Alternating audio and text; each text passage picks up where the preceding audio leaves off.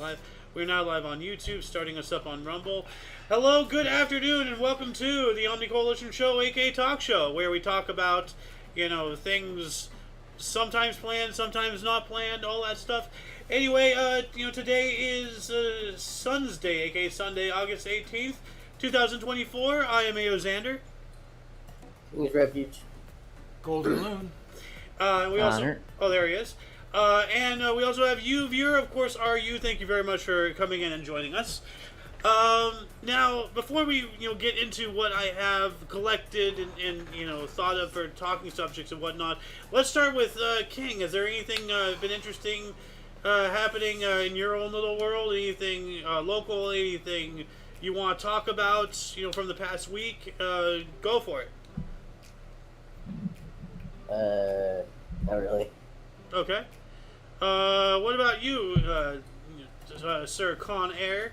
You had an exciting night last night, from what I've heard. That's what I heard. Yeah. Yeah, I won poker game last night. Can't remember what hand I got, but I got I think it was almost a straight flush. Oh, are you kidding me? It wasn't a royal flush, but it was almost a straight flush. It was just a straight. Oh, that's a big difference. Well, hey, you know what? Were you one card off as far as a flush? Yeah, I was flush? one card off. Yeah, wrong color or whatever? Yeah. That's awesome. Does it really matter what a hand is if it wins? I know, but dude. It's how much you win on that hand. The odds of getting that is substantial. The fact that it was one card off yeah. is You are really, not kidding. really annoying. Yeah. But other than that, is there anything you want to talk about? Anything on your mind over the past week that's happened? Nothing I can really think of. Huh. What about you, Loon? Seems like same old, trying to stay out of the heat, which is totally unsuccessful. My secretary got her engagement ring, so she's on cloud 9 on Friday. Oh, yeah. So I had to try to bring her down to ground, but it didn't work. Anyways, other than that, pretty much the same. Well, you've been trying to get my head out of the clouds for years, and I guess how's that gone? I guess you're just not a good weight, Apparently not. No.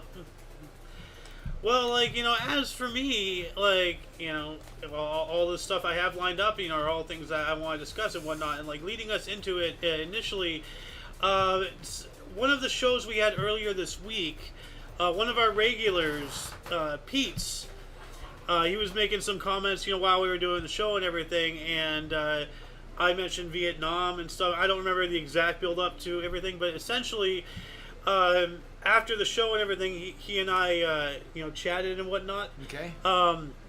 And very much like what happened in Iraq is what happened in Vietnam.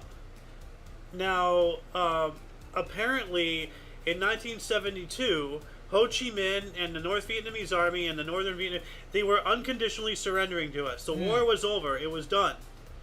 But now the way he had initially told me, I thought, this was very much like what happened in Iraq, in the neighboring countries. I don't know where else. We've been everywhere and, done so much of a mess in the Middle East. I don't even know where to begin. But the government was done, in Iraq. Yeah. Saddam Hussein was executed, his statue was toppled, it was all done. But why were we still there? Why was the fighting still continued? Why did it never stop? And then inevitably it led to the whole fiasco in Afghanistan. Because the government's gone, the people are still there. And we were fighting the people. The people did not want us there. They never did. And that was why all these terrorist and militant organizations and all that stuff. Now, granted, Al-Qaeda was an invention of the CIA, and Bin Laden was a CIA asset, not an agent. As Pete has educated me on, there is an important distinction. Well, now you're going back. He was an asset when the Russians were invading Afghanistan. Okay. I understand that. I'm just providing some more context and some more meat to the bones, as I like to say.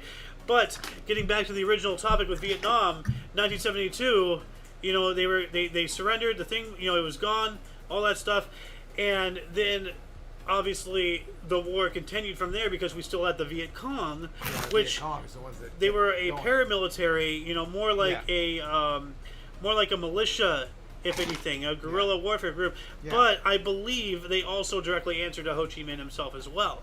Very possible and probable. So the NVA was out of the picture, but they were not. Now, apparently during this time, we had pulled out. We were out there. There was still some U.S. presence there and all that stuff. But 3 years later, we were for the most part out of there. And then 1975, they came back in, and then they just completely conquered South Vietnam, and Vietnam is the way it is as we know it today. For the most part, we weren't out of there, though. Actually, we were. In because what year were you saying again? Between 1972 and 1975. We were mostly out of there. Yeah. Okay. So, and actually, between, I think this is the same video here. So I'm going to stop this music and I'm going to bigger this because this is once again from Pete's. This is from Fat Electrician, the channel Unsubscribe Highlights, which I'm not so sure why I was not subscribed to them. But the Fat Electrician, I'm going to play this here and just let him talk. He's going to repeat some of the things. Well, I repeated some of the things he said, but he gets into more depth. So let me just play this here. Explain to me how America lost the Korean War, because it's a common saying in the American education. I don't think that America lost the Korean War. It was a good thing in the long run. You're not a fucking moron. Thank you. But the general consensus is America hasn't won a war since World War II. America fought in Korea. What was our goal going into Korea? First of all, it wasn't America action by itself. It was United Nations action, including 17 other countries besides America. What was the goal? We're the police of the world. It was preventing North Korea from taking over South Korea. Which we did. Guess what we have today? South Korea. That sounds like a fucking success to me. They got Samsung next to the My Japanese. dishwasher plays a 35-second long song every time the dishes are cleaned because we fought in the Korean War. So if America entered the Korean War under the fucking pretense of we're trying to save South Korea and South Korea exists today, how the fuck is that a loss? Explain that to me. That makes zero fucking sense. I agree. And then people say, oh, well, America lost Vietnam. Interesting. Let me ask you this, seriously, legitimately, as somebody whose opinion that I value, because I legitimately think that you're an intelligent person, what is the criteria that you can point to say whether a war is won or lost? Go ahead. No, you. Oh, I was just gonna ask, is it the amount of people? Is it whoever kills the most of the other side? Is it whoever? What is the criteria where you can point to it and be like, this is the line where you determine winner and loser as far as war goes? No, it's the. So I'm going to pause it there just to because I really don't like playing other people's products on the show, but and they start off with Korea because chronologically Korea starts, but they do get into Vietnam. So if anybody is wondering I'm talking about Vietnam and now they're talking about Korea, it goes into that. Well, they're both a bit mistaken because it actually ended up a draw and it's still a draw today because they're still technically war. But here's the America's idea going in. North was attacking the South and making huge headway. We came in with the idea of not only it wasn't us, it was the United Nations, but it was mainly with us backing it, yes. basically. Our goal is to push the North Koreans out and have one Korea for South Korea. That didn't happen. We ended up with the divide where it is. Mm-hmm. It's a draw, basically. Mm-hmm. But based off what they say, the goal is to, the goal eventually became unified Korea, which did not happen. But the goal was to initially not have a unified Korea under communism, which mission accomplished. Yes. So, and plus we didn't the United States did not declare a state of war on North Korea. The United Nations did. South Korea did. So through South Korea, the United Nations did, and through those, the United States, is technically at war and all that jazz. And I wonder, though, we were talking about this earlier today in history, I wonder if, because North and South Korea are still at a state of active war, they're just in a ceasefire, or whatever, but they're still actively in a state of war, and by extension, we are involved in it too. Is China still involved in it, and by extension, does that mean that China and the U.S. are in an active war against each other because of Korea? Well, I don't know the exact politics behind here's that. Something they're not talking about. And the reason why we weren't able to push North Korea back, because China got involved, and sure numbers of military men going in there was impossible to stop. That's why we came up with that. But the win was China chose to protect North Korea and didn't go in and take Taiwan instead. Yes. The goal was originally to take Taiwan at that time. Yes. And they chose, no, we're going to go in and save North Korea. Mm-hmm. So, in a way, there's a win there. Both sides kind of win, and I guess it was became... a draw. As far as Korea goes, it was a draw. Yeah. Still is. King, do you have anything to say about this before we continue? Nope. Con Air? Nope. Okay. Long-term... It's the long-term benefits of both the victor and the loser. So, for example... No, go ahead. For example... Iraq, not a good example. Japan, very good example. No, not right now. But that'll be a factor.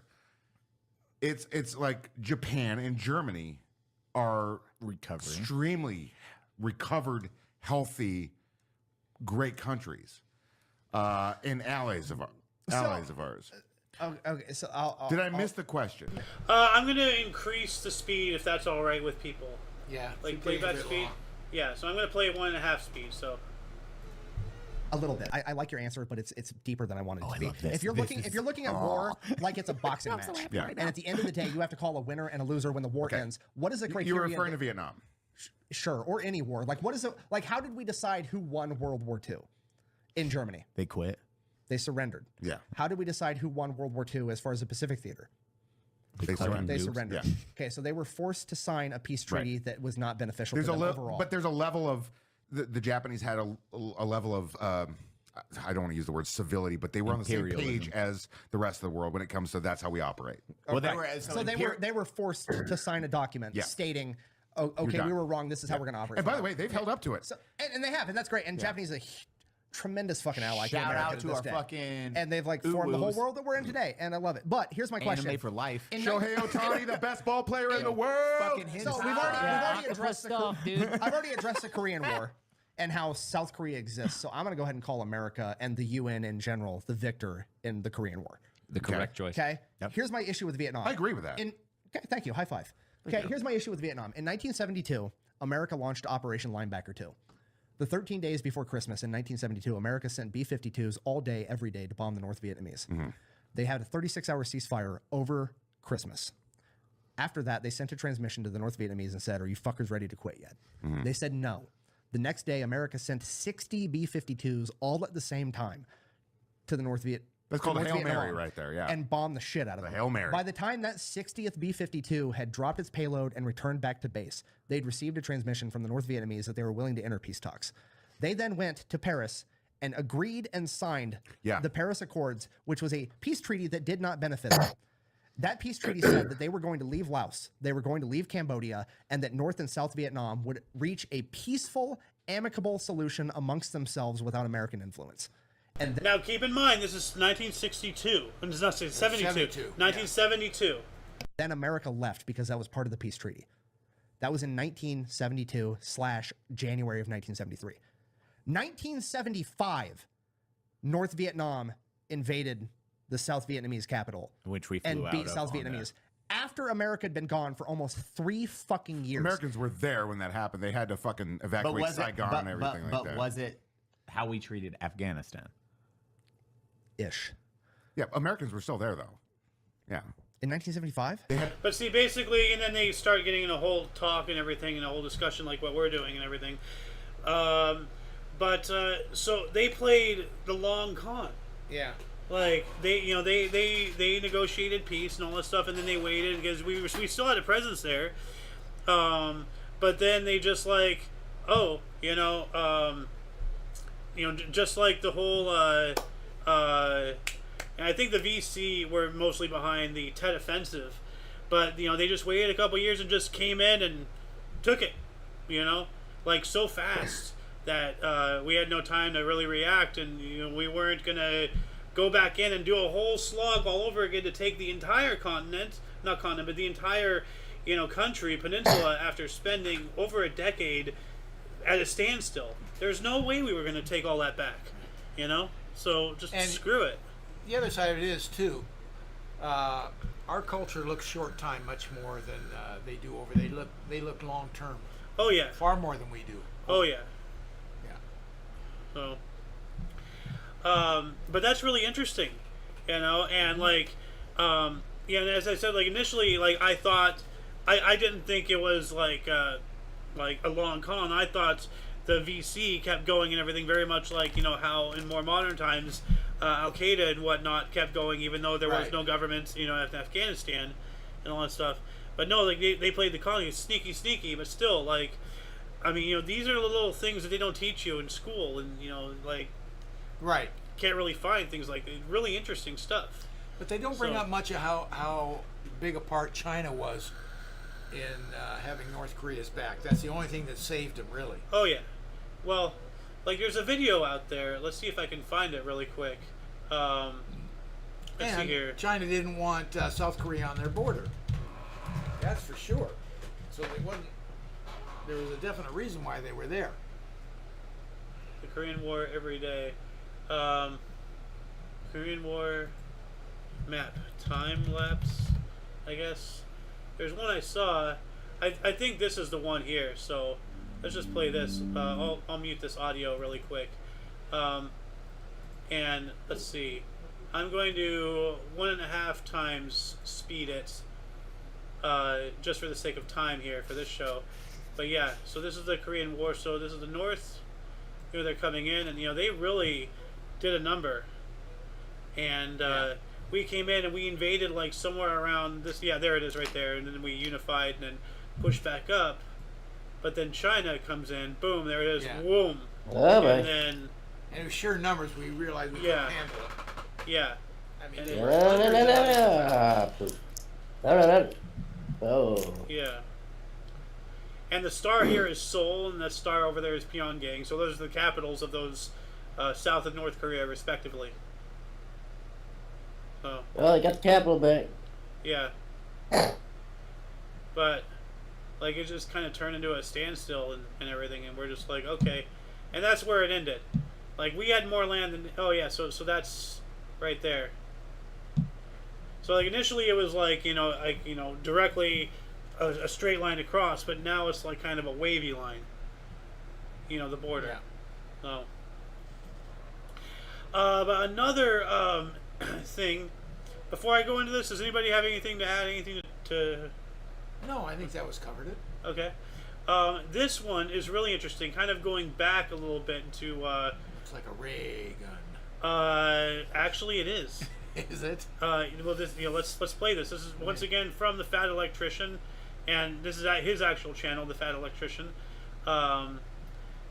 So let me play this here. Today we're talking about death rays, carrots, and how Great Britain's kind of sort of responsible for the creation of Bugs Bunny. Okay, look, if you don't know, pretty much every country involved in World War II is committed to spending a lot of time, money, and effort to coming up with new and creative ways to unalive one another. And early on, Team Bad Guy would invest a lot of time and effort to coming up with a death ray, because that's not the most cliche bad guy thing to do ever. You know what, actually, I take that back. That's probably where the cliche comes from. Anyways, Great Britain, aka the USB, would find out about this pretty early on and proceed to do what the USB does best. They stole it. I mean, tactically acquired it. You know what, let's just be honest. Historically speaking, the USB treats anything of historical or cultural significance the same way. Now, by USB, he's meaning Great Britain. There's the USA and then there's USB. So he's making fun of, Britain's position worldwide and all that stuff, so... A tweaker treats a catalytic converter. I'm not saying it's right, I'm just saying it happened. I mean, let's face it. If grandma passes away and leaves you a nice vase, there is a greater than 0% chance that Britain's gonna try to come take it. Anyway, so Britain ends up developing a death ray and theirs doesn't work and neither do the bad guys. But what Britain figures out is that if you turn the death ray down, you can actually use it to track airplanes while they're in flight. This would lead to the invention of the first radar. They then proceeded to equip radar up and down their entire coastline. That way, anytime the enemy bombers approached, they had enough time to scramble their own fighting planes to go and stop the bombing run. And this actually worked really well right up until it didn't. Eventually, the enemy figured out that if they did the bombings at night, they were far more effective. This is because the British airplanes didn't actually have a radar inside of them, so once they were in the air, they were unable to locate the bombers at night. Because of the success of these bombing raids, two things happened. One, London imposed a blackout, meaning at night, no one was supposed to have lights on to make it harder for the bombers bombers to actually see where the city was. And 2, they would develop the AI radar, which stands for aerial interception. And this would be the first radar that was actually inside of a fighter plane. Once the Royal Air Force pilots had onboard radar, they began fucking up the enemy bombing runs so bad that people began asking questions. I mean, for example, they had guys like John Cat Eyes Cunningham, who was a fighter ace credited with downing 20 enemy bombers, 19 of which were at night. Do you understand how insane that is? You only have to down 5 enemy aircrafts to become an ace. This guy did more than 3 times that, and it was in the fucking dark. And when people start asking questions about how that was humanly possible, you want to know what the official British government answer was? He eats a lot of carrots so he can see good at night. Could you imagine getting your entire Air Force's ass beat by like one dude, and the official response is he ate his fruits and vegetables? Like, the British Army's got the Lee Enfield rifle, but the Royal Air Force has the Lee N carrot. And the craziest part about this whole thing is everyone actually believed it. You see, World War II, everybody was short on a lot of different resources. Britain in particular was short on food. But one thing they had an abundance of was carrots. So they started telling everybody that their war heroes were eating a bunch of carrots and it helped them see better at night, which coincidentally was really beneficial because London and other cities along the coast were having blackouts every night, so they couldn't see at night. Realizing how incredibly convenient this lie was, Britain launched an enormous propaganda campaign. They began making up all kinds of crazy carrot recipes and putting them in the newspapers. They even began making cartoons trying to inspire children to eat more carrots. A bandwagon that even America hopped on, creating maybe the most iconic cartoon character of all time, Bugs Bunny. Yeah, you remember being at the grocery store trying to convince your mom to buy those big carrots so you could go, what's up, Doc? Just like Bugs Bunny on TV? Congratulations, that's probably the first time you fell for propaganda and it won't be the last. Buh! I didn't fall for propaganda because carrots actually are good for your eyes. Buh! Yes, carrots have vitamin A and beta carotene in it, which are good to maintain your current eye health. Eating a bunch of carrots will not give you supervision. Kind of like how going on a diet might make you lighter, but going on a really intense diet isn't going to make you fucking float. See how that works? Anyways, the point I'm trying to get across is that this propaganda campaign was extremely successful. Not only did it work on the British and American civilian population, but it worked on the enemy as well. Allegedly, there was accounts that the bad guys' leadership started forcing their pilots to eat carrots to the point that they turned orange. And now, to be intellectually honest, I do have to tell you that there are a lot of historians that do not believe that because there wasn't any actual documentation. However, I think to some extent they fell for the propaganda, considering that it is still a worldwide misconception that carrots give you night vision. And it's also worth considering, even if the bad guys didn't fall for the propaganda, it was still a humongous morale boost to the Royal Air Force. I mean, think about how happy you would be if you were a pilot with fancy new top secret radar technology and you were knocking down enemy planes left and right, and you knew that the enemies thought it was because you were using carrots as a performance enhancing drug. That shit would be fucking hilarious. You know for a fact those pilots were feeding into it too. Painting carrots and shit on the side of their plane for every enemy plane they downed. Telling each other stories in the chow hall like, guys, no shit, there I was. I pulled up behind this bomber and he hadn't seen me yet, and I wanted to find out if these guys were actually orange, so I pulled up next to him and I wanted to look inside of that phallic indentation. I mean penis perforation. I mean cockpit, sorry. So I pulled up next to him, took a look in this cockpit, and this motherfucker is bright orange. We made direct eye contact and his jaw falls into his lap and I take a big bite out of a carrot right before I drop back behind him and shoot him down. So yeah, there you have it. The epic saga of how Great Britain failed at making a death ray only to accidentally create radar, subsequently revolutionizing warfare for the rest of forever. And then in order to cover it up, they convinced the entire planet that carrots somehow gave you night vision. Best way to support the channel is to go to the Fat... So yeah, that's from, once again, the Fat Electrician. I will have a link to this in the underbar after this live stream. But dude, like that's one hell of a story. You know, like the invention of radar, the creation of that carrot propaganda, you know, like that whole stereotype thing. It's like it's a whole, you can make a movie out of just that one story, man. Like, that's wild. The radar was cool. Yeah, it was. You know, and what does radar stand for? Yeah, you just said it. Radio detection and range. Yeah. Yeah, it's range finding through radio detection and stuff. But yeah, but like another interesting aircraft, you know, or I guess like, you know, aeronautics story and all that stuff, and, you know, involving airplanes and whatnot, is when they were developing jets. Now this is like post World War II, so like, you know, there was still like, you know, top secret technology. So if the populace at large still had no idea about jet technology, even though, like, you know, the Germans had it and all that stuff, but it was still, you know, not really a massively known subject. Right. So what was really funny is there's this one story about one of the test pilots.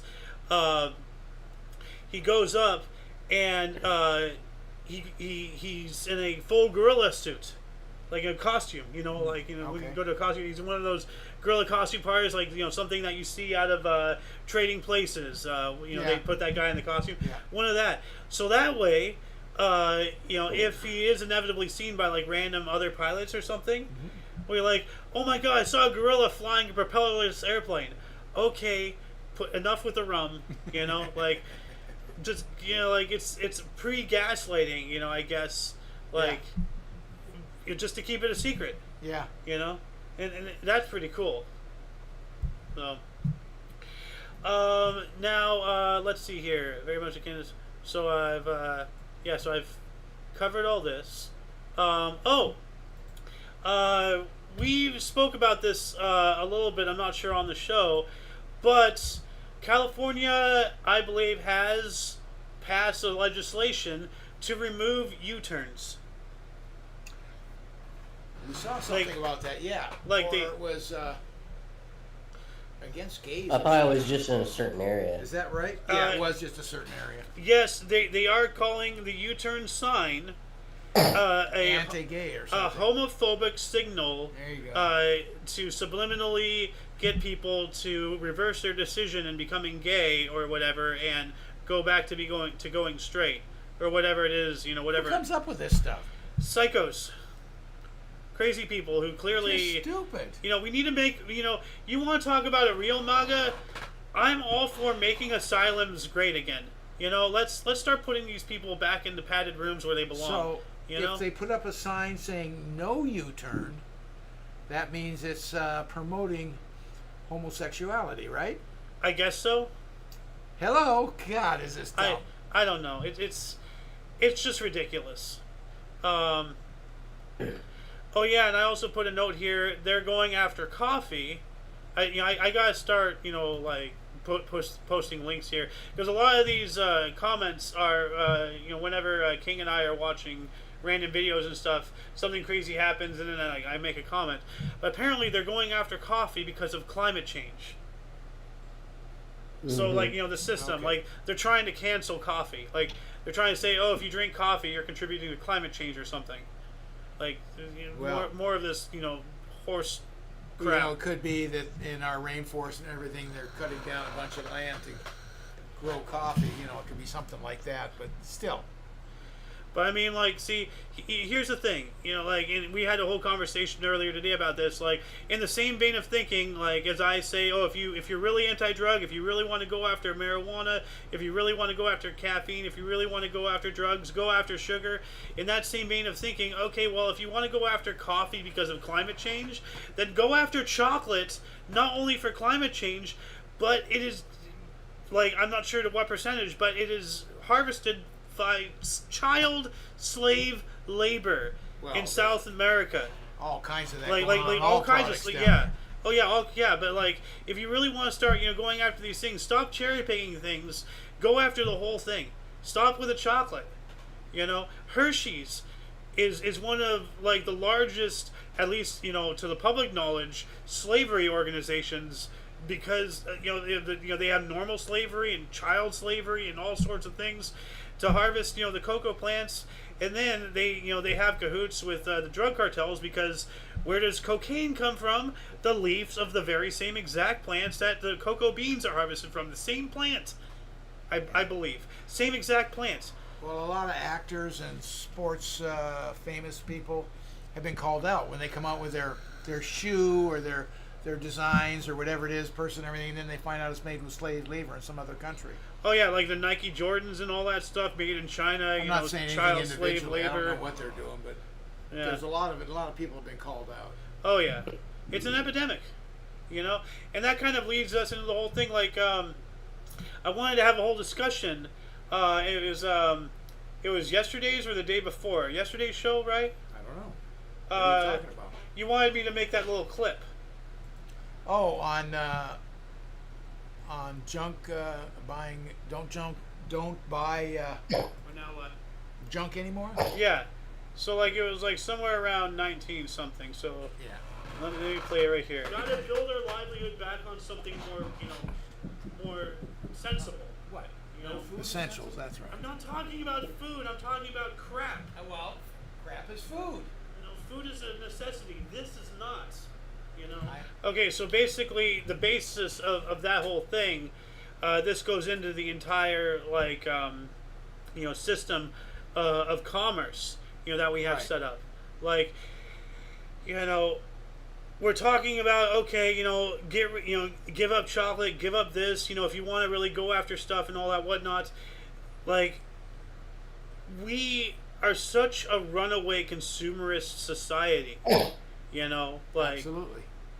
it's absolutely bananas. Like, like we get a new phone every year, we get a new TV not us, like, you and I, we're very fiscally responsible. Well, I'm just talking about in the general sense, we buy trinkets, we do all kinds of stuff. John Q. Public, of the United States in today's world, like, they go through so much various things, like, a new washer and dryer system every couple of years, new fridge, new this, new that, like, and it's just, well, the premise of that, that has made it that has made an entire industry, not just of giving jobs and such, if there's anything domestically, which there's barely anything left, Mike Lindell is trying to hold on to that with his fingernails.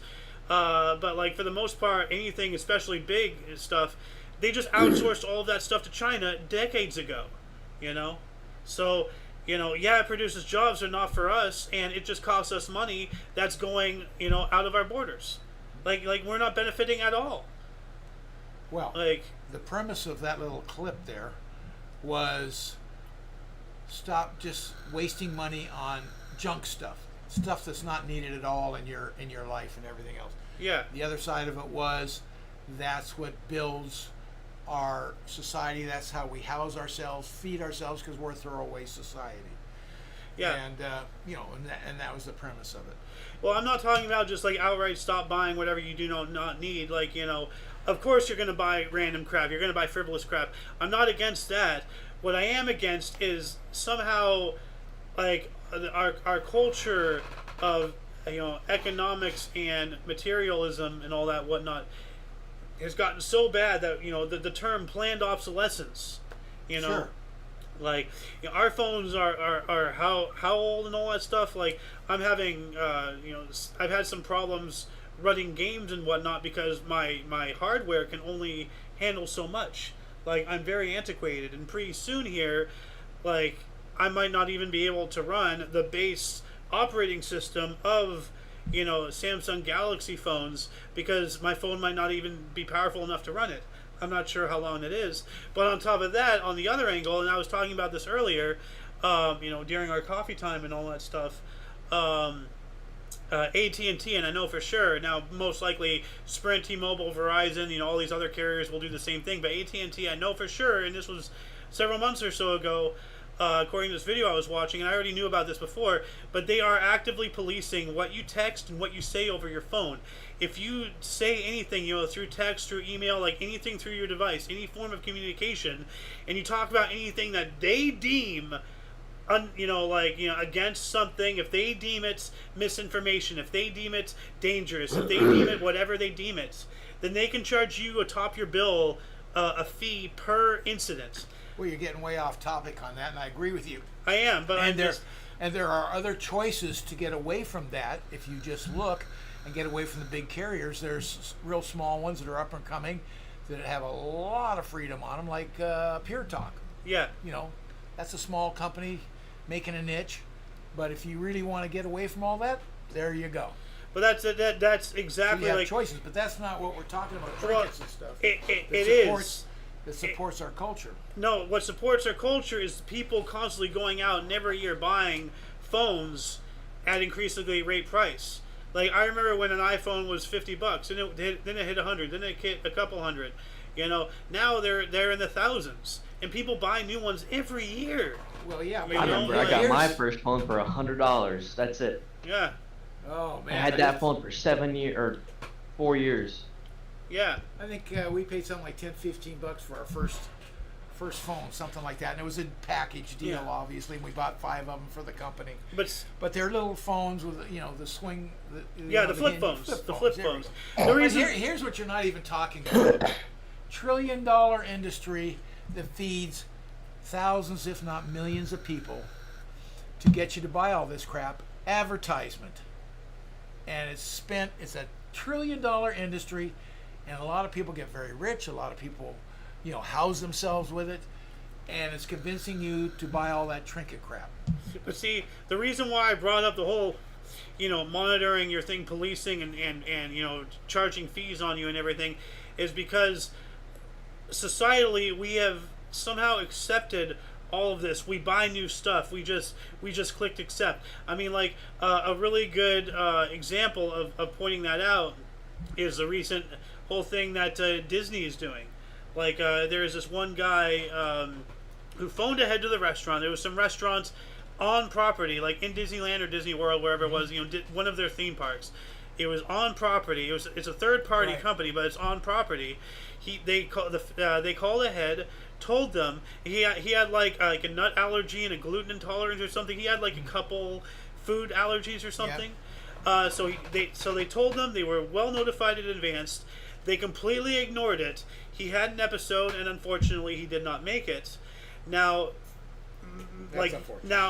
years ago, this same guy, he had signed up for a Disney Plus trial, like a free trial account. And the fine print of the EULA, the End User License Agreement, or whatever it is that they call, the legal document, in order to, have your free trial account, click accept here and here, essentially waived Disney's responsibility if anything happened.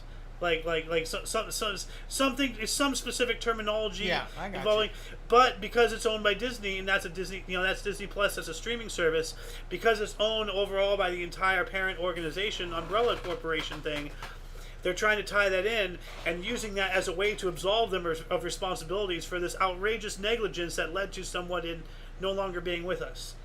But isn't the family suing the wrong people? Shouldn't they be suing the restaurants? It's a third party. They are suing the restaurant, but the big money is in Disney. Well, no, they're That's not what going. they're going for. No, I don't think they're going after Disney. But because the restaurant is on park, anything, even adjacent to Disney, they will come and they will defend it. So if there's one restaurant that's been successfully sued on their park, that's not a good look for them. So they're going to come, even if they're not involved. They are involved. You see what I'm saying? I see what you're saying, but I don't see why Disney would get involved in something that. Because they don't want a besmirched look.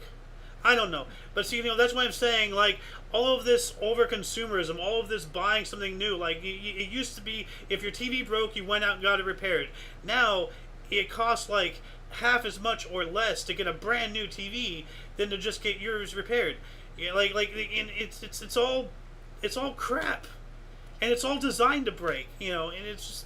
Well, I'm going back maybe 30 years. This is the broken window fallacy, at Disney World, and I never heard the results of it, but they have, big ponds or whatever you want to call them. Oh, you're talking about the alligator thing? Yeah. Oh, with man. Little beaches along it. Yeah, little kid. Who would think of alligators in Disneyland, on the water? Disney World, in Florida, yeah. But they came up and got that kid, and that was it. Yeah. And I think they got away with it. I don't know. I don't know the result. I think they did. I hope they didn't. I hope they didn't either, but I think I seem to remember that they did. But King, you haven't said anything. Like, do you have anything to add to this? Like, what are your thoughts? Nah, Disney's evil. That's about it. Yeah. But that's what I mean by crap. I don't mean like trinkets and all that stuff. But see, like I used my phone stand as an example. Just because people.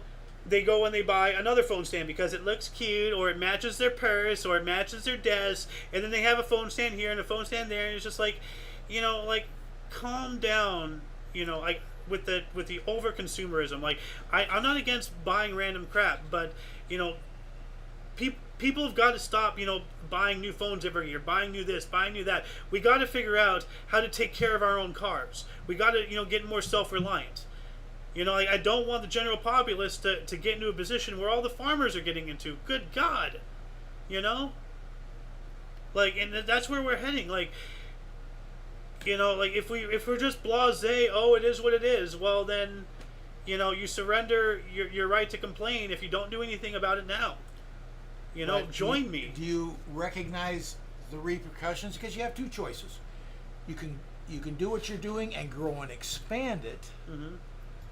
Or do you cut back and get the population to really cut back, and it's devastating to your economy? Well, those are your two choices. Well, it'll be a hit for sure, but that's why it says when the going gets tough, the tough get going. You know, nothing in life is easy, and the best choices are usually the most difficult ones. You know, if things are going to get better, truly, then we got to really take a look at ourselves, because, you know, because once again, as I said, this is the broken window fallacy incarnate. We are focusing on what is seen, all the jobs that are there, all the people who are getting money, all the, you know, all the employment getting fulfilled, all the stuff being made, but we are not seeing the unseen. All of that time, energy, effort, and resources being put into things more substantial. You know, instead of having like a nail salon, let's have a TV repair shop. You know, like, you know, as an example. Well, I don't have anything against nail salons. Let's take the worst case scenario, and you probably come out much better on the other end, where you start going down that economic spiral where there's no pulling back. So you're going to get to that point where survival of the fittest, the weak will die, and eventually when you come out of the spiral hole, you're much smaller and ready to rebuild, but you're not the same country or world at all. So are you prepared to do that and rebuild a better world? Okay. Now, if I may play another video here, like, I spoke about this earlier, and this is, once again, this is the actual broken window fallacy. I'm not sure if anyone's familiar with this. Yeah, of course. But let me just play this here.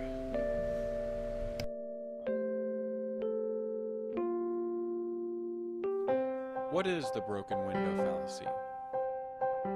It all starts when a hooligan decides to throw a brick through the local baker's window.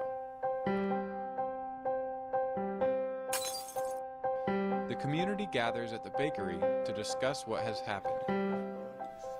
I feel bad for that poor baker. He's lost a window. It's true, but if you stop and think about it, maybe it's not all that bad. After all, the baker does have to repair his window, which means the glazier will now have work to do. After getting paid, the glazier will probably spend his new income on some of your crops.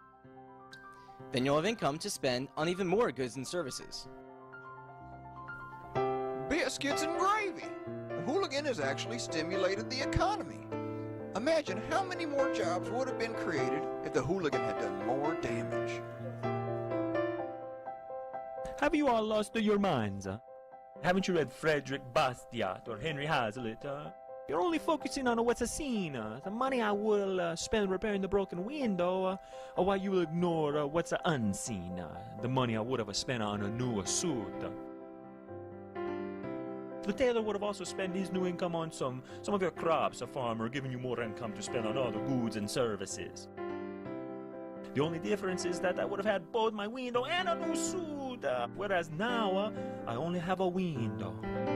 This hooligan has cost our community a new suit. The story of the hooligan shows us that physical damage destroys wealth. After all, if the hooligan's act actually did stimulate the economy, then society would have been better off if he had destroyed the sign, the building, and the rest of the town. But the broken window fallacy is much more prevalent than it may first seem. In fact, it remains at the core of mainstream policymaking. For example, when the government claims to create jobs by financing public works programs, such as construction, it does so at the expense of its citizens in the form of either higher taxes or inflation. The citizens would have spent their tax dollars on other goods and services, like refrigerators or surfboards or movie tickets, which would have increased job growth in those industries. Because these goods will never be produced, however, these potential jobs remain unseen. But they are no less real and no less important as the jobs that we do see. So if you ever hear of the stimulative effects of wartime spending, tariffs, or stimulus bills, know that this is merely our old friend, the broken window fallacy, dressed in new clothing and grown fat beyond recognition. So this is from the channel, the Victory Report, and I will be posting this in the underbar section below, post live stream as per usual. But more or less, like, you know, this is like the same vein of thinking. Like, this is what we've become. We're focusing on what's seen and not, you know, what's unseen. We're focusing on, you know, oh, we got all this stimulus. Well, like all the stimulus checks that everybody got, which I never did, by the way. But like a lot of people got those. Well, then a couple years later, what happens? The economy takes a massive shit. We're not focusing on what's unseen. We're oh, we got money, not oh damn, this is gonna come back to bite me. Yeah. Like, and that's why I never applied. Like, to get my stimulus. I never suck it out or anything. So that way, like, I have in no portion, am I responsible for any of this economic insanity that's going on? I had no part of it. I want no part of it. A lot of people don't want any part of it, but they still took the stimulus check. And now, because of all these actions, look at what everybody did. You reap what you sow, people. And if you want to get things better, you got to act as a unit the other way. Like, we got to focus, like, and you're talking about, like, Nike, blah, blah, like, all these companies that provide jobs. Do they really provide jobs when the majority of the work is done in China by slaves or near slaves? Like, who is it really benefiting? Where's the money going? Who's employed? It ain't us. Well, even, I get what you're saying, but once it gets here, it still creates a bunch of jobs. It's got to be transported. It's got to be put on the shelf. It's got to be sold. Someone needs a store to sell the stuff. So yeah, still plenty of jobs created. Just the original source of it is not created. But see, that's the thing. Like, people are probably catching up to what my argument is. Make things more domestic. Oh, well, then things will be more expensive. Well, you know what? That's the tough decision that I'm talking about. That's the Band-Aid that you got to rip off. You got to get used to having less that costs more. And, I'm not trying to say, oh, you will get into the pods, you will eat the bugs, and you will be happy. But we do, as a society, really got to, just, back off with the outrageous spending. We got to figure out, the important things, where we want to put, what basket we want to put our eggs into, essentially. Okay.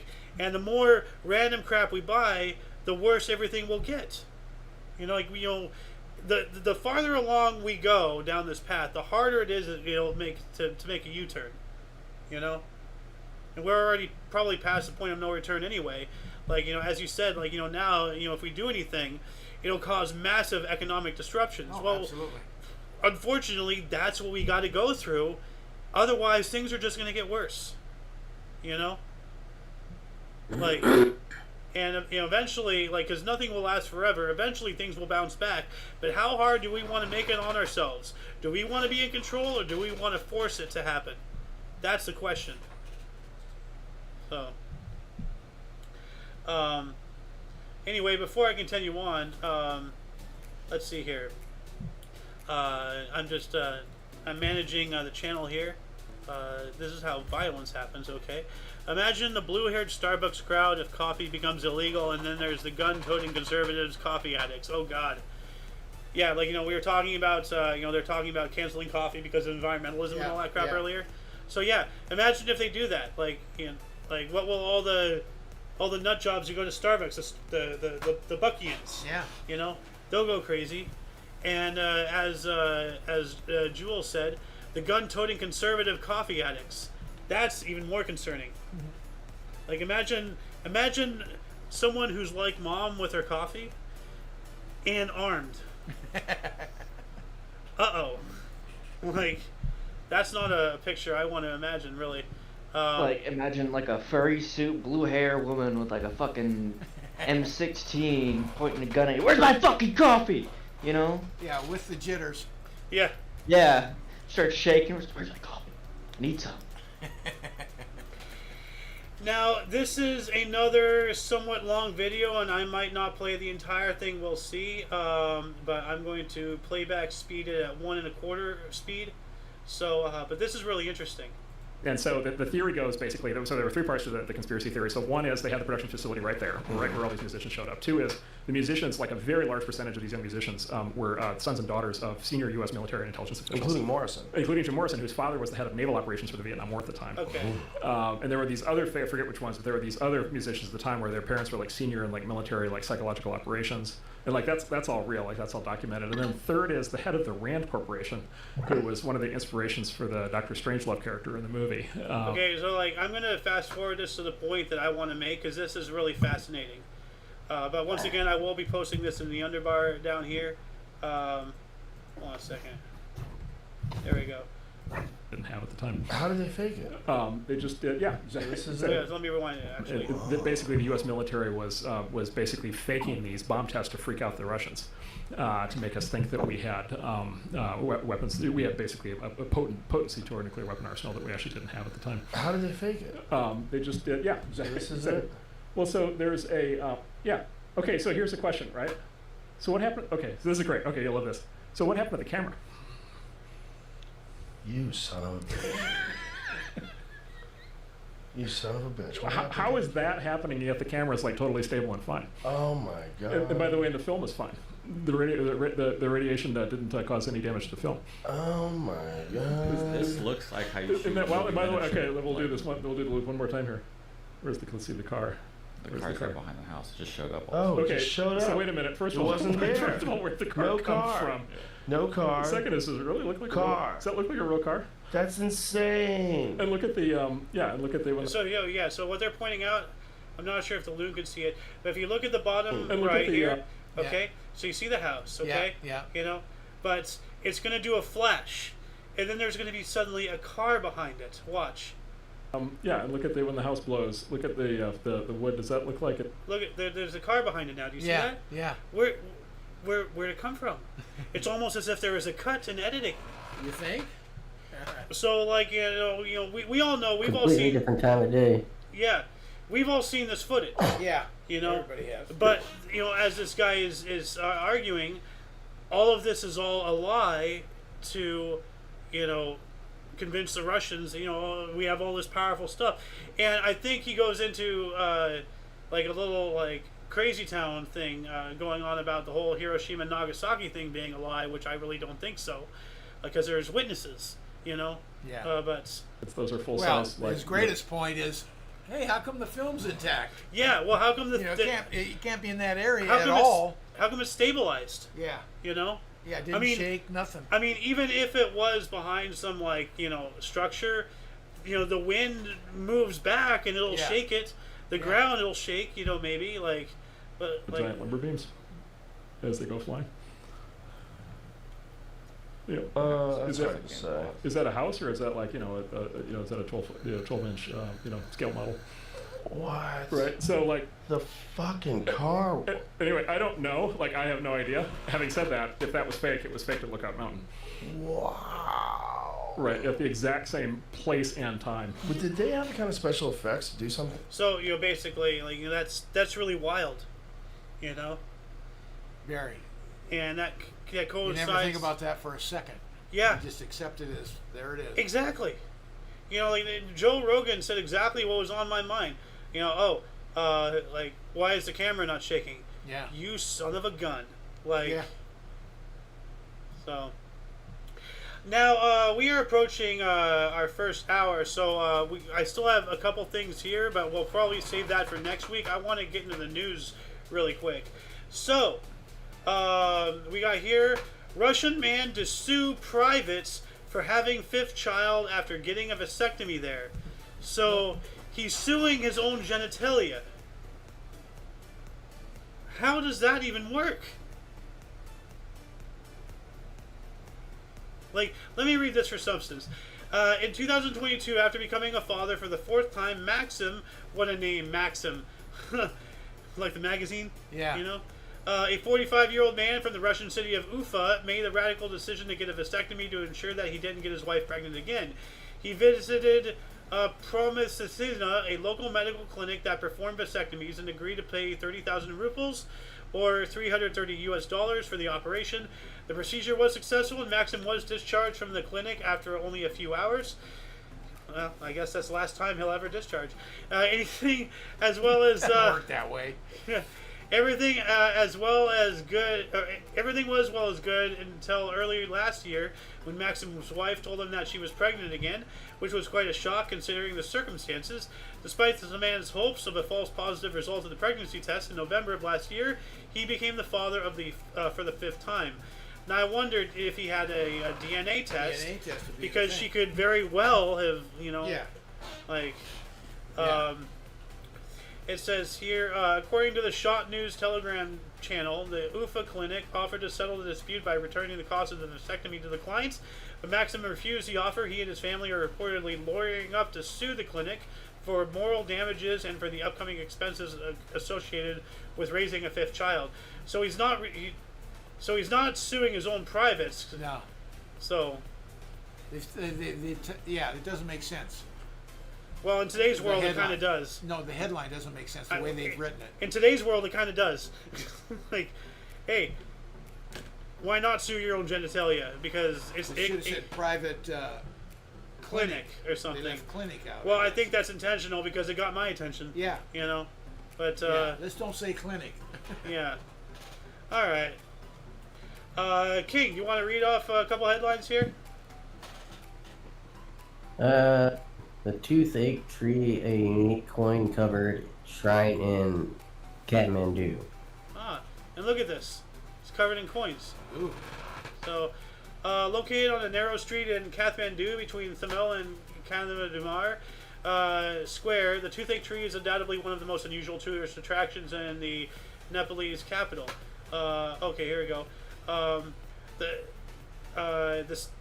It is a shrine to the goddess Vaishya Dev, the patron saint of toothache, where people suffering from dental problems nail rupee coins to an old tree trunk as offerings. So they have a patron saint of toothaches? Like, I guess so. Very much like Guinness has a record for everything. I guess there is a god for everything. Yeah. But yeah, so these are offerings to the patron saint of toothache to get to get better. I have another. I'd throw a couple coins at it if it'll work. If you got a toothache, you'll do anything. Yeah. Well, what else do we got? Inmates attempt prison break by disguising themselves as women during visiting hours. Oh wow. Now I wonder if it worked. Well, obviously it didn't because they got caught. Like otherwise, this story wouldn't be here. True. But I'm thinking, you know what? Like, would it work here in the States? Like, because, if you get caught, you'd be like, oh, I identify as a woman. And then now you can start a whole, like, Rube Goldberg device of bureaucracy to get you into another prison because now, you don't belong there because you identify as a woman and that's a male prison and, like... But it doesn't say it didn't work. He may have done it. He may have pulled it off and they caught him later or he's still at large or whatever. Oh, they had photographs of the guy. There's even arrows. Like yeah, there's a guy trying to get out. Yeah. But it says, inmates. So there's multiple. Mm-hmm. They have this one guy here. So they got one guy. Brazil's civil police is currently investigating how the inmates obtained the female disguises and whether they were aided in any way by other people. The act of promoting or facilitating the escape of a person who is imprisoned is a crime punishable by 6 months to 2 years behind bars. The two inmates now face an internal disciplinary process for their failed prison escape and could see their current prison sentence extended considerably. So it was a failed. Yeah, of course. Okay, it didn't work. Well, I mean, because you need ID and everything to get out. It's just they're not going to pass everybody through. I wouldn't think. Well, sometimes it works. This one is wild. Chess player allegedly tries to poison a rival by smearing chessboard with mercury. Oh, man. Wow.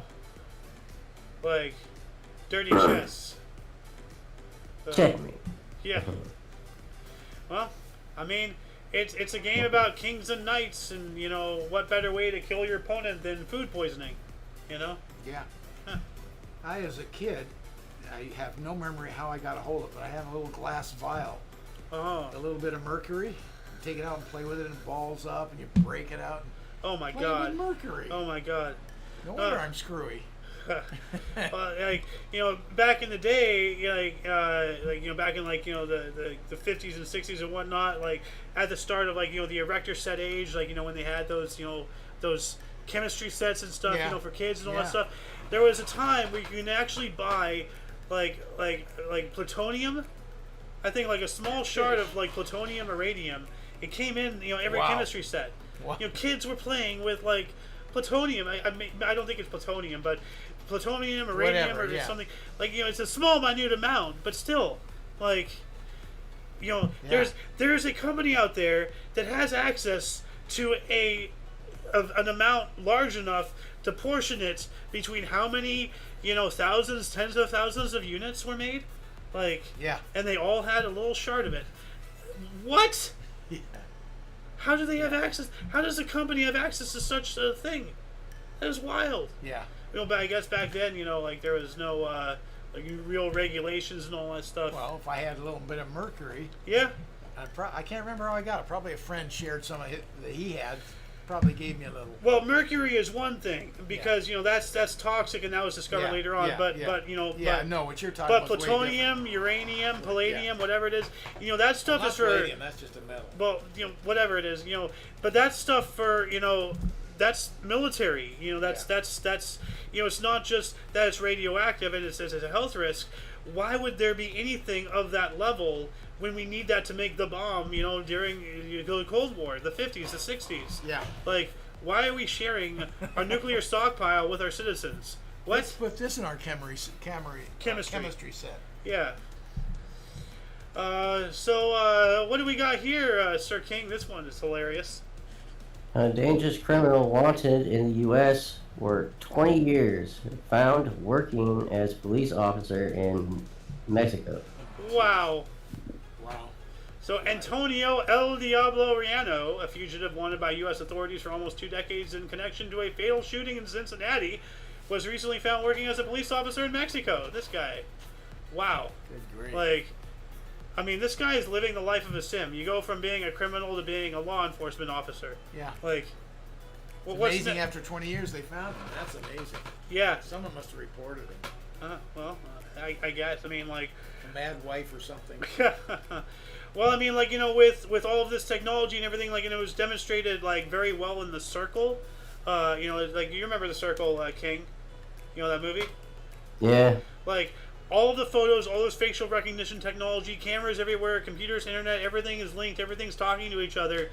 It's just a matter of time before if any criminal is alive and still at large and is not just in living in the jungle and just separated indefinitely from society, if they're in any form of town with an internet connection, they will be found.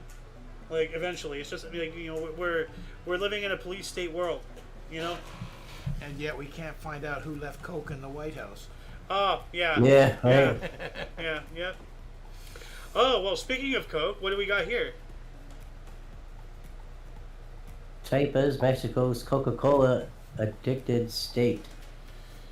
So I heard about this section of Mexico. Yeah, we all know about Mexican Coke. They use actual real cane sugar, not this corn syrup crap that we use over here and all that whatnot.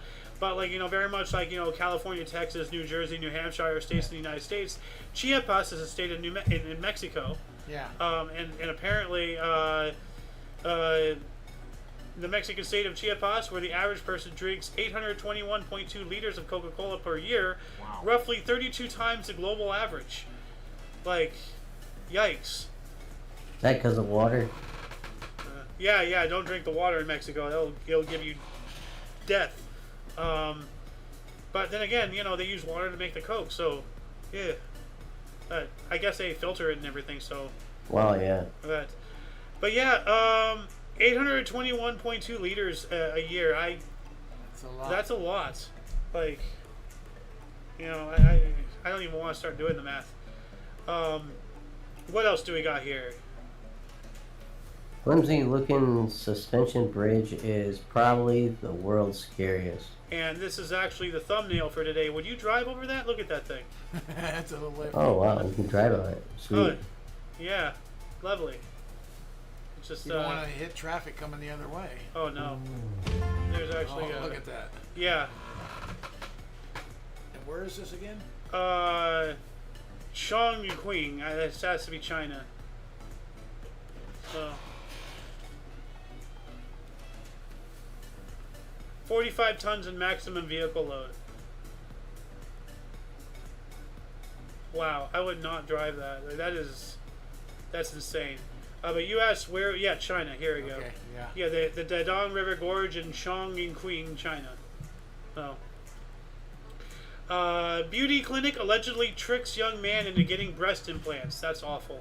Yeah. So, yeah, I don't need to go into that. That's just awful right there. The world's most expensive cigar lighter is more expensive than a Ferrari. Made with 400 grams of solid gold and decorated with 152 sapphires, the Louis VIII Fleur de Parme is recognized as the world's most expensive cigar lighter. Look at that thing. And what were we talking about earlier? Buying crap? There's frivolous the ultimate expenditures? Crap. Yeah, no, like, yeah. How much is it? Unveiled in 2013, this was soon acknowledged by the Guinness World Records as the world's most expensive cigar lighter, commanding an eye-watering price of $500,000 from its buyer. $500,000. You can buy a house. You can buy a decent house, a good house for $500,000. Not in California, of course, but like not here. You know. That's way below the mean. Yeah. Median. Yeah. But wow, $500,000 just to light up your cigar. You know, I'm sorry, but if you have that much money, you have that kind of money, there's things you can do to better the world, you know? Just like, don't smoke. You have no need for it then. What do we got here, King? The man learned his bride-to-be is 25 years older than him one day before their wedding. Wow. Now, I wonder what he thought she was. Makeup is black magic. Like, how did he not know? Did they never bring it up? Did she intentionally, like, not tell him? Like, yeah. He was only 29 when he met the love of his life. Aki was running a Japanese-style bar, and after making some small talk, he realized they had a lot in common. You know, yada, yada, yada. But he never guessed her real age, and she didn't reveal it either, fearing that it would scare him away. So she intentionally... It was never asked, but she never brought it up. So don't ask, don't tell. It's kind of like on him, though. Yeah, he should have asked, but I mean... Well, a gentleman never asks, and a lady never tells. You know, so it's just... It's kind of... Come on, if you're in a serious relationship, you're going to say, how old are you anyways? You're not going to say that? In a serious relationship. I'm not saying you're dating someone. Yeah. I mean, you do want to learn some basic stuff. Yeah. But she was 54 at the time, and he was 29. Holy crap, dude. Like... Or just what year were you born, or whatever. Something. You know, Yeah. when did you go to school? You know. Yeah. Yeah, you'd think, you know, somewhere it would have been figured out, you know? Yeah. But the day before they got married, wow, that's... So the question is, did he go through with the marriage? I don't know. Like, probably. He said, quote, I don't mind your age at all. It doesn't matter. What matters is why you didn't tell me earlier so you wouldn't have to worry for so long, end quote. So the 65-year-old woman told the publication that part of the reason she kept her real age a secret from Yoshikata was Japanese society's prejudice against older women dating or marrying younger men. So I think they went through with it. Like I don't want to scour the entire thing here, but I think they did go through with it. So you're going to say something though? You said okay. No, that's it. Texas woman's tongue is the world's widest at 3.11 inches, so almost 4 inches. Wide. Like, oh my god. Oh, yo. Yeah. My name is Brittany Lacayo, and I... Yeah. I'm not even going to say what's going through my mind. You don't have to. No, it's just, that's a yikes. What do we got here, Kate? Daredevil skis off 18,753 foot cliff to break Guinness World Record. Oh my God! Look at So Josh Bregman go. he just so he It's just amazing skied feat right of off, and bravery, so allowing he to achieve the record for the highest altitude ski. Oh, he So has a. it's a base jump. So he just ski base Okay. jumps essentially. Okay. Okay.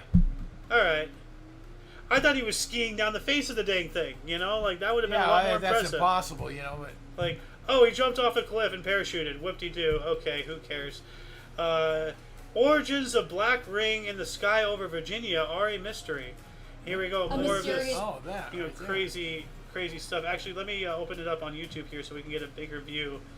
In Hampton, I'll just play this. several Wavy TV 10 viewers reached out to the station with images and video of the ominous-looking ring floating in the sky. The messages started coming in shortly after 11 a.m. on Tuesday. One Wavy So, like, I've seen things like this before. Obviously, you know, the first thing is like UFO, UAPs, aliens, and maybe it's a dimensional hole ripping up. I think maybe it might be a bunch of bugs in some weird swarm, you know?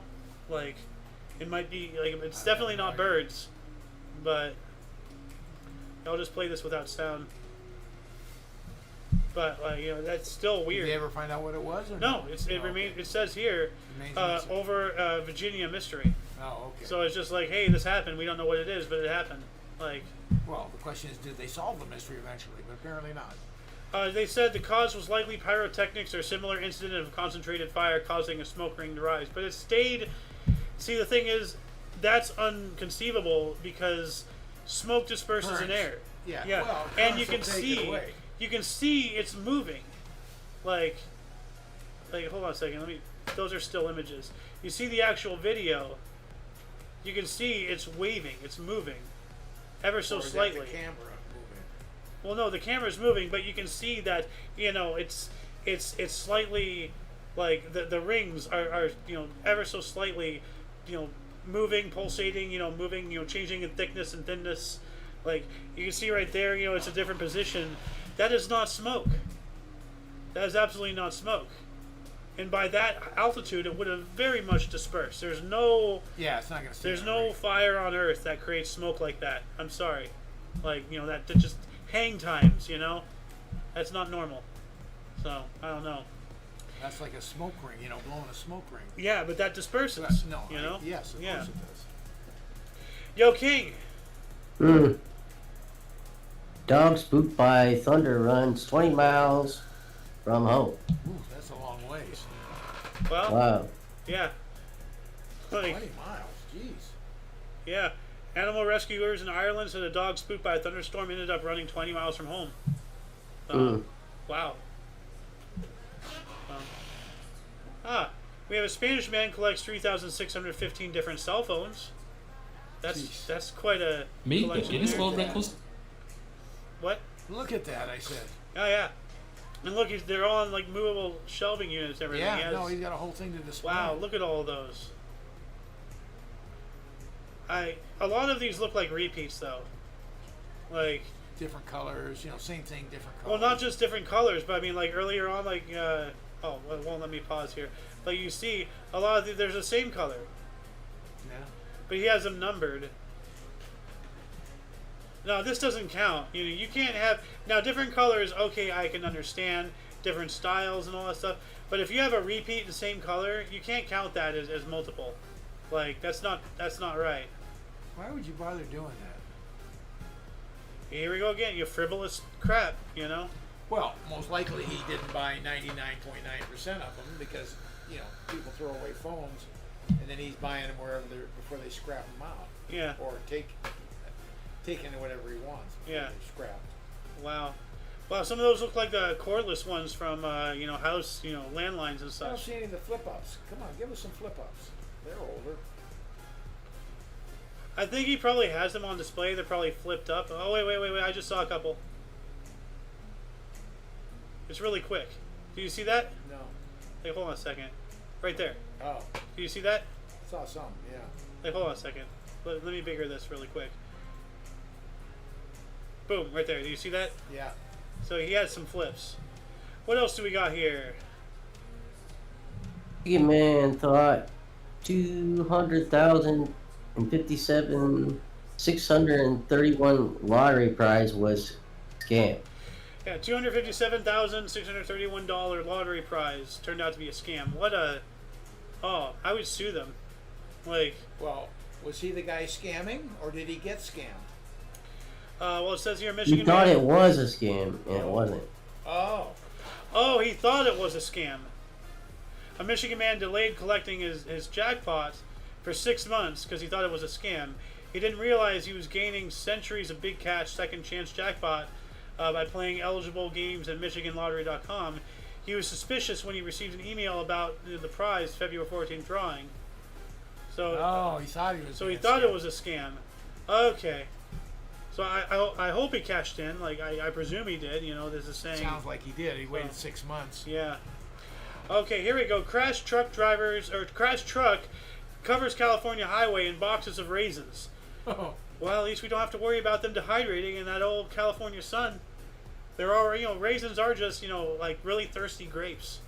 Yeah, dried up but grapes. 6 lanes were closed.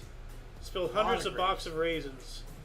Breaking news to get to a really bad accident. Actually, this has a YouTube, so let me play it on YouTube so I don't have to full screen it. A big rig collision, Wow, in look fact, at in the that. Kenyatta Flint Ridge area. Let's go to Chris Christie in Air 7 HD. Chris? Yeah, that's right, David. Taking a live look at the 2 freeway just south of the 210, where there is now a mile-long backup due to that semi-tractor trailer that has lost hundreds of boxes of raisins. You can see raisins splattered all over both lanes, north and southbound of the 2 freeway, knocking out 6 lanes altogether, 3 in each direction, 1 lane open in either direction, causing a major wrinkle in this rush hour. Reporting live from One lane open in Southern California. That's hell. Yeah. Like, man. We got a basketball coach sinks 1,134 3-pointers in 1 hour to break world record. Jeez. Hey, nice. 3-pointers. Just a high school basketball coach from Maine. Just some guy. Gotta give that guy kudos. Yeah, Ryan Martin. But watch out, Mr. Martin. David Rush, he's thirsty. He's going to come after that record. Oh. That's a tough one to break. You better be a good basketball player. Yeah, well, he's David Rush, man. You can't hush the rush. So, what else do we got here? Sewer crew removes monster 110-pound fat bird. Now, do you guys know do you know what a fatberg is? Have no idea. No. It's basically like it's like, you know what an iceberg is? Yeah. But think of the premise of an iceberg, but instead of frozen water, don't tell me. it's fat, built up, God knows what in the sewers that congeal in mass and then form a blockage, and it's a serious problem. So 110 pounds of just fat. Not just fat, but it's called a fatberg because it's made of congealed, fats and sugars, and when you go to the restroom, okay. Yeah. It's not like people are dumping fat down the toilet and stuff, but you have there's fat cells and such that are in your number 2 and that are in your natural passing. Eventually, enough of that builds up in sewers to form an actual thing, and then that's when it starts and it's exponential. In between that and other random crap female products and whatnot and other stuff that's just washed down the drain and everything, it all forms into a giant mass and it blocks and they have to go in there and get it out. So imagine tackling that. No thanks, don't want to imagine it. Gross. What else do we got here? Lost wedding ring found in Kentucky family farm after 61 years. Whoa, that's cool. Yeah. It stayed there. That's kind of like the story about this one woman. She was out, tending her garden and all that stuff, and she didn't realize, but her ring slipped off at some point. And then later on, after they harvested, they found her ring. A carrot had grown through it. Actually, let's see if I can find a picture. It's hilarious. Carrot with ring images.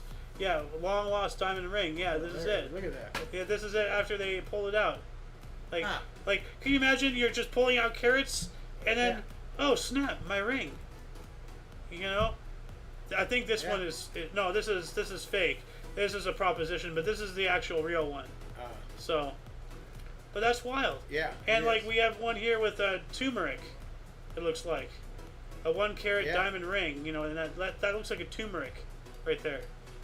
Like that spice or whatever it's called. What else do we got? Cat missing for a year turns up more than 600 miles from home. Wow. He went on an adventure. Well, How do you find a cat 600 miles away? Well, you find it, and then... It must have a leash or something, huh?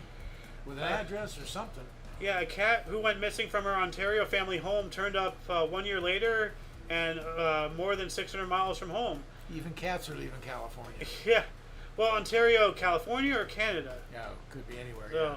So, Canada, because it says the stray cat was brought in recently by a group of young people who had been feeding the loose feline for months in Fredericton, New Brunswick. Okay. The cat named Birdie turned out to have vanished a year earlier from her home just outside of Ottawa, Ontario. Good grief. So, wow. That's crazy. And last but not least, this one is crazy. Man hooks up 444 video game consoles to a single TV. Yeah. So let me play this here really quick. I have so many video game consoles. After a while, I noticed that I have a big stock of gaming consoles that I couldn't play. The TV ports are limited, and if I want to play, either I unplug the existing consoles, or I'll keep everything and add more switchers, and of course, more converters as well. By adding more switchers, the idea came to my mind. I will connect all the gaming consoles I have to the TV. Then I'll contact Guinness World Records, as this project looks unique.